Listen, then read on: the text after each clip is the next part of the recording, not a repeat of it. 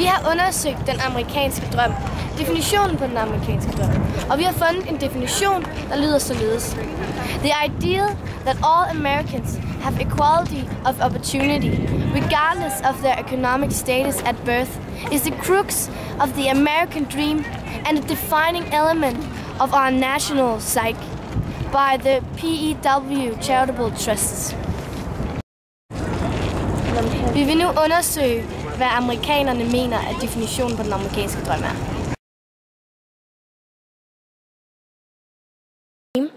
So the American dream is basically when you come to America for better work and better opportunities and basically a better life. But yeah, that's basically it. Like people come here for a better life. I think one of the there's two things. One is that what breaks down to two words, American and then dream. Dream, of course, is a fantasy. It's an imaginary thing. And so we should start from that point, I think, first of all. So if you have an American dream, an American fantasy, it's that everyone can make it. It's like the streets are paved with gold.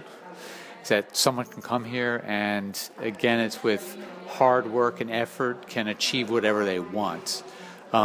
Again, it's a fantasy of America. And I think it's been going on for a long time, from before the United States was in formation to before that. In some ways, after World War II, it somewhat came true. In that when you have that much world capital flowing through one place, the United States, then there's a lot of payoffs to that.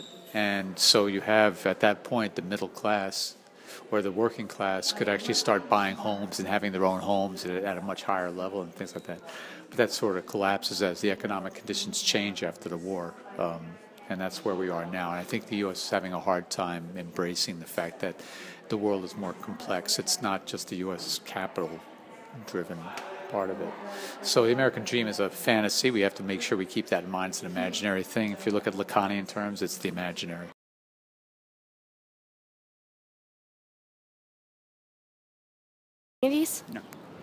No.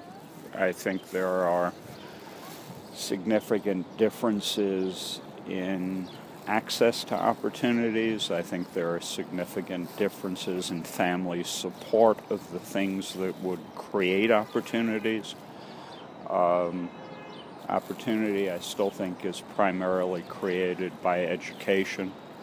Access to education and support of education differs dramatically from family to family.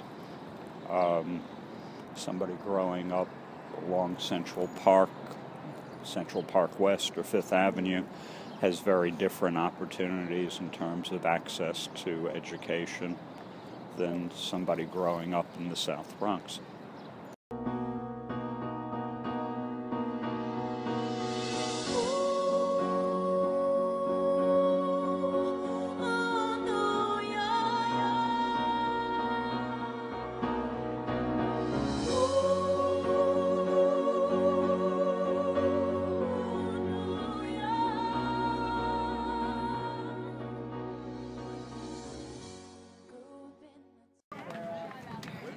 Vi har undersøgt, om den amerikanske drøm er truet, og har fundet frem til 3 hovedårsager til dette. Og det er, at arbejdskraften er flyttet til andre lande, mindstelønnen er steget, og uddannelse nu er et krav. Vi har undersøgt, hvilke midler det kræver at opnå den amerikanske drøm.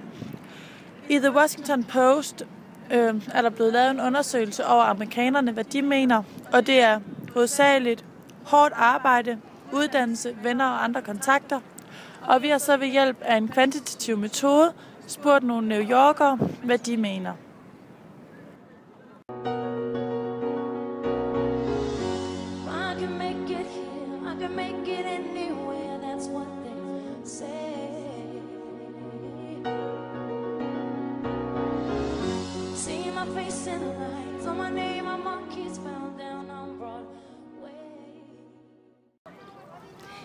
Vi har undersøgt, om den amerikanske præsident gør tilstrækkeligt for, at den amerikanske drøm ikke uddør.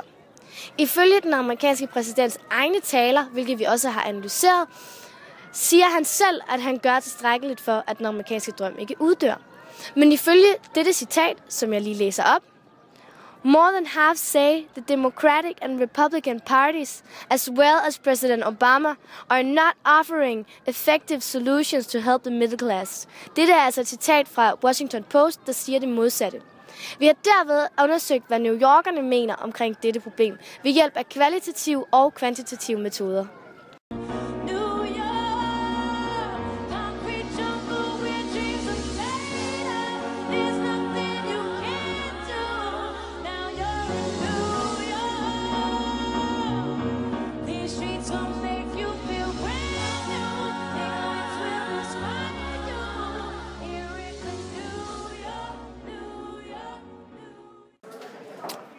Yeah, I think he could do more.